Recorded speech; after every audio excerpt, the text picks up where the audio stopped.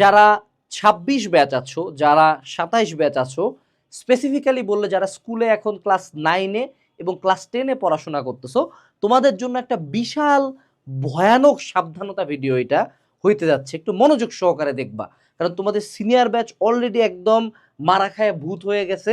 So তোমাদের উপর এটা 100% ইফেক্ট ফেলবে, এ নিয়ে কোনো সন্দেহ নাই। সো তুমি যাতে এসএসসি 25 ব্যাচের মতো হিউজ ফলাফল বিপর্যয়ের শিকার না হও, সেজন্য এই ভিডিওটা মনোযোগ সহকারে দেখবা। একটা জিনিস নোটিস করো, আমি এখানে তোমাকে কিছু ডাটা দেখাই। গ্রাফটা দেখতে পাচ্ছ তো? এটা হলো 2024 ব্যাচ এসএসসির আর 2025 ব্যাচের মধ্যে ডিফারেন্স। 2024 ব্যাচে বাংলাদেশে পাশ করছিল 83.04% মানুষজন, পুরা বাংলাদেশের সকল বোর্ড মিলায় 83% ছিল পাশের হার। এই বছর পাশ করছে 68.45%। অর্থাৎ গোটা দেশের এই যে 10-12 লাখ এসএসসি পরীক্ষার্থী, তার মধ্যে প্রায় 15% মানুষজন কমে গেছে এই বছরই, অর্থাৎ 15% কম পাশ করছে। এখন 12 লাখের 15% একটু বের করো দেখি ভাইয়া, কত বড় নাম্বার।